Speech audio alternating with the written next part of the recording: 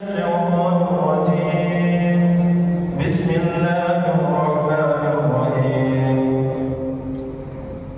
إن الذين قالوا ربنا الله ثم استقاموا تتنزل عليهم الملائكة ألا تخافوا ولا تحزنوا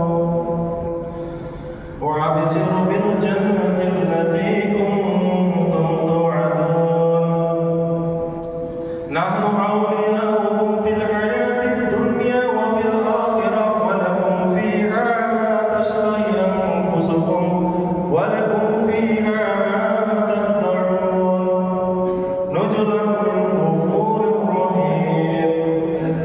ومن أحسن قولا ممن دعا إلى الله وعمل صالحا وقال إنني من المسلمين. وقل عز وجل يا أيها الذين آمنوا هل أدلكم على تجارة تنجيكم من عذاب أليم تؤمنون بالله ورسوله وتجاهدون في سبيل الله بأموالكم وأنفسكم ذلكم خير لكم إن كنتم تعلمون يغفر لكم ذنوبكم ويدخلكم جنة تجري من تحتها الأنهار ومساكن طيبة في جنة عدن ذلك الفوز العظيم. وقال النبي صلى الله عليه وسلم من فرغ بالدين من أرض إلى الأرض ولو كان سفرا استوجب الجنة. وقال النبي صلى الله عليه وسلم من مات وهو يعلم أنه لا إله إلا الله دخل الجنة أو كما قال النبي صلى الله عليه وسلم. Hadirin para alim ulama, bapak-bapak, ibu-ibu yang dimuliakan oleh Allah Subhanahu wa taala. Sesungguhnya agama Islam ini adalah agama yang sangat mulia dan bisa memuliakan siapa saja. Agama Islam ini adalah agama yang suci dan bisa mensucikan siapa saja. Ketika seorang hamba ini walaupun dia berlumuran dosa, begitu banyak kemaksiatan yang dia buat, tetapi dia mau datang kepada Allah untuk bertobat, dia memohon ampun kepada Allah, maka Allah Subhanahu wa taala akan mengampuni seluruh dosa-dosa. Hadirin jamaah subuh yang dimuliakan oleh Allah Subhanahu wa taala, sebagaimana satu kisah kepada kehidupan Sayyidina Bilal bin Rabah radhiyallahu anhu. Dulunya beliau sebelum memeluk Islam, bagaimana kehidupan beliau? Beliau adalah seorang budak yang paling tingkatan terendah. Di zaman itu ada budak, kalau hari ini kita namakan pembantu. Di zaman dahulu itu, Masya Allah, ada seorang budak pembantu yang bisa masuk di dalam rumah majikannya atau bosnya. Dia bisa tidur di dalam rumah daripada majikannya. Kemudian ada seorang pembantu yang dia tidak bisa tidur di dalam rumah, dia bisa masuk tapi tidak bisa tidur dalam rumah itu. Tapi Sayyidina Bilal bin Rabah radhiyallahu anhu, beliau tidak bisa masuk di dalam rumah majikannya, dia tidak bisa tidur di dalam rumah majikannya, dia tidak bisa makan di dalam rumah majikannya. Di mana ditempatkan daripada beliau ini? Yaitu dia tidur di dalam kandang bersama hewan. Tempat makannya bersama hewan di dalam kandang. Maka hadirin dimuliakan oleh Allah Subhanahu wa taala. Suatu ketika Bilal bin Rabah radhiyallahu anhu memeluk Islam, maka Bilal ini ditangkap lagi daripada yaitu orang Yahudi. Maka hadirin Bilal ini diikat, dipukul, maka diseret di padang pasir pada waktu itu, dicambuk, ditindis dengan bongkahan batu yang begitu besar. Wahai Bilal, engkau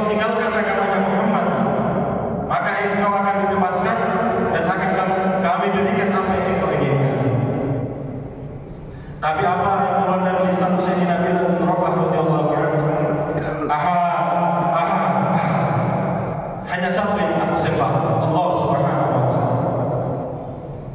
Hadirin muliakan Allah Subhanahu wa taala, yang terjadi di zaman penghujung zaman ini, khususnya kita ini, hadirin muliakan Allah, belum dicambuk, belum dipukul-pukul, tetapi hadirin kita sudah rela meninggalkan agama Islam yang mulia. Baru diperlihatkan daripada lembaran-lembaran duit, berbagai macam jenis-jenis makanan. Sudah begitu banyak hari ini orang Islam yang rela meninggalkan agama yang mulia. Maka hadirin dimuliakan oleh Allah Subhanahu wa taala, Sayyidina Bilal bin Rabah radhiyallahu anhu diangkat derajatnya oleh Allah Subhanahu wa taala. Siapa yang pertama kali dikumandangkan azan di atas Ka'bah? Sayyidina Bilal bin Rabah radhiyallahu anhu. Maka hadirin dimuliakan Allah Subhanahu wa taala, bahkan baginda Rasulullah sallallahu alaihi wasallam bermimpi. Dalam mimpi beliau ini, langkah terompak kakinya Sayyidina Bilal bin Rabah radhiyallahu anhu telah terdengar di dalam surganya Allah Subhanahu wa taala. Bilal waktu itu masih ada di dunia, tetapi langkah terompak kakinya Rasulullah SAW dalam mimpinya telah terdengar di dalam surganya Allah Subhanahu wa taala. Diangkat derajatnya oleh Allah Subhanahu wa taala, bahkan dijadikan hadirin tanpa ada pemilihan, tanpa ada demokrasi, dijadikan langsung dilantik sebagai gubernur di kota Damaskus. Maka hadirin dimuliakan Allah Subhanahu wa taala, maka siapapun kita hadirin ketika akan datang kepada Allah Subhanahu wa taala, kita akan bertobat kepada Allah Subhanahu wa taala, memohon ampun kepada Allah Subhanahu wa taala. Maka hadirin, Allah Subhanahu wa taala Maha Pengampun, Allah Subhanahu wa taala lagi Maha Penyayang. Hadirin jamaah subuh yang dimuliakan oleh Allah Subhanahu wa taala. Maka hari ini hadirin, janganlah kita meremehkan daripada orang-orang ahli maksiat. Kita lihat orang yang lagi ngumpul, di tengah-tengah mereka ada berbagai macam jenis minuman khamar, maka kita akan menyatakan kepada mereka itu ahli neraka. Kita melihat mereka yang berkumpul, mereka sementara berjudi, maka kita langsung memvonis kepada mereka ini adalah ahli neraka. Belum tentu hadirin nanti suatu ketika mereka hadirin, ketika mereka akan kembali bertobat kepada Allah, bahkan hadirin, jika Allah SWT berkehendak, derajat mereka ini akan ditinggikan setinggi-tingginya oleh Allah SWT. Maka hadirin akan Allah SWT, marilah hadirin kita selalu memandang daripada kebaikan-kebaikan saudara muslim kita, sehingga hadirin akan Allah, kita tidak akan selalu membicarakan aib-aib saudara muslim kita. Kita selalu melihat daripada keburukan-keburukan yang terjadi dalam diri kita. Dan setiap kita manusia hadirin, pasti masing-masing kita punya keburukan, kesalahan masing-masing. Maka itulah yang dipandang hadirin. Bukan hadirin kita berkumpul kemudian membicarakan si fulan, dia ahli maksiat, tempatnya di neraka. Tidak hadirin akan Allah Subhanahu wa taala. Jangan seperti itu hadirin. Nanti suatu saat ketika mereka akan kembali kepada Allah, mereka bertobat dengan sungguh-sungguh tobatan nasuha, maka hadirin, nantinya derajat mereka ini akan diangkat oleh Allah Subhanahu wa taala. Hadirin jamaah subuh yang dimuliakan oleh Allah Subhanahu wa taala, bagaimana kecintaan baginda Rasulullah sallallahu alaihi wasallam kepada umatnya. Ketika di akhir hayat beliau, maka beliau bukan menyebutkan daripada istri beliau, bukan menyebutkan daripada keturunan beliau, tapi beliau saking cintanya ini kepada umatnya, beliau mengucapkan ummati, umatku. Bagaimana setelah peninggalanku, bagaimana keadaan umatku? Hadirin dimuliakan Allah SWT, kita ini hadirin hari ini, kata para alim ulama, sudah masuk kepada fase kehidupan kita hari ini.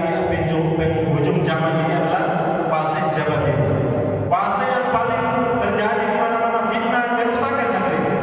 Bahkan hadirin, kerusakan yang terjadi di zaman dahulu pada kaum terdahulu, semua telah kumpul terjadi kepada kita umat akhir zaman hari. Sebagaimana hadirin yang terjadi di pada kaumnya Nabi Nuh alaihissalam, suku Sodom, laki-laki suka sama laki-laki, perempuan suka sama perempuan. Nah, hari ini telah terjadi kepada zaman kita ini hadirin. daripada persetujuan undang-undang disahkan daripada undang-undang bahwasanya laki-laki ingin menikah sama laki-laki. Maka hadirin dengan Allah Subhanahu wa taala, ada juga hadirin ahli-ahli daripada olahragawan yang membesarkan tubuh hadirin sebagaimana kaum terdahulu. Mereka hanya membesarkan tubuh saja, olahraga ahli-ahli olahragawan tanpa sujud kepada Allah, tanpa beriman kepada Allah. Hari ini di zaman kita ini ada ahli-ahli pertanian sebagaimana kaum Madian, kaum Samud, ahli-ahli bangunan. Mereka hadirin buat semua itu tanpa taat kepada Allah Subhanahu wa taala. Maka hadirin semua telah kumpul kepada zaman kita hari ini. Maka hadirin, Allah Subhanahu wa taala tidak akan mengutus lagi seorang nabi yang menyeru kepada kita hari ini. Kita adalah umat akhir zaman. Baginda Rasulullah sallallahu alaihi wasallam adalah khatamun nabi. Tidak ada lagi nabi setelah baginda Rasulullah sallallahu alaihi wasallam. Maka hadirin, Allah Subhanahu wa taala telah melantik umat ini menjadi umat yang terbaik. Allah SWT berfirman dalam Al-Quran, "A'udzubillahi minasyaitonir rajim, kuntum khairu ummatin ukhrijat lin-nas, ta'muruna bil ma'ruf wa tanhauna 'anil munkar wa tu'minuna billah." Allah katakan kalian adalah umat yang terbaik yang dilahirkan, yang dikeluarkan untuk manusia. Ta'muruna bil ma'ruf, mengajak kepada kebaikan, wa tanhauna 'anil munkar, dan mencegah kepada kemungkaran, wa tu'minuna billah, dan kalian beriman kepada Allah. Maka hadirin, hari ini walaupun orang tidak mau beriman kepada Allah, manusia ini tidak mau taat kepada Allah, Allah tidak akan utus lagi seorang penyeru, tidak akan Allah utus lagi seorang nabi.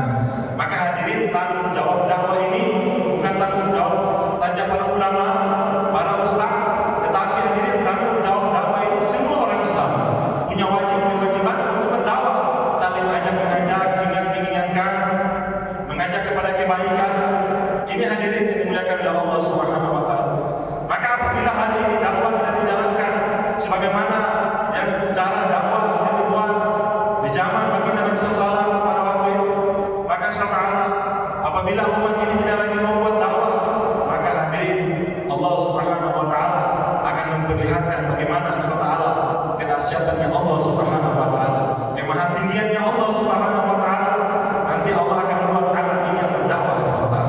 Maka hadirin, bahkan kalau hari ini dakwah ditinggalkan, hadirin, tidak ada lagi yang buat dakwah, maka akan lahir daripada perut rahim seorang wanita anak-anak yang durhaka kepada Allah Subhanahu wa taala. Maka insyaallah apabila hari ini juga dakwah dijalankan dengan benar, dengan cara baginda Nabi sallallahu alaihi wasallam, dengan memperjuangkan agama ini, dengan menggunakan yaitu waktu kita, diri kita, harta kita untuk fisabilillah, maka hadirin, nantinya orang-orang yang di laut, di daratan, di perkantoran, di kebun-kebun, semua mereka akan kembali kepada Allah, akan berpegang kepada hukum-hukum Allah Subhanahu wa taala.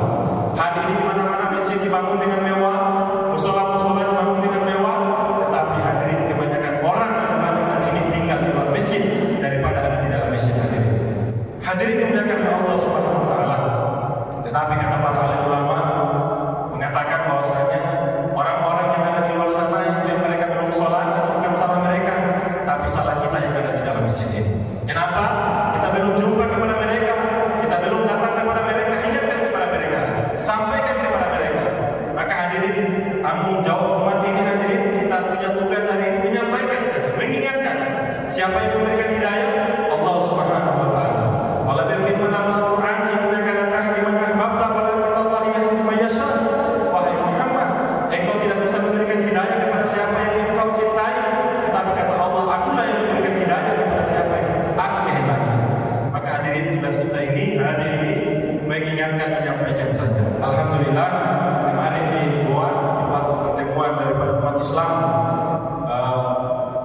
se-Indonesia Timur, 9 provinsi.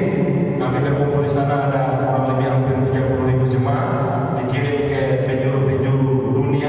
Ada yang ke Amerika, ada yang ke Brazil, ada yang ke China, ada yang ke negara-negara Asia.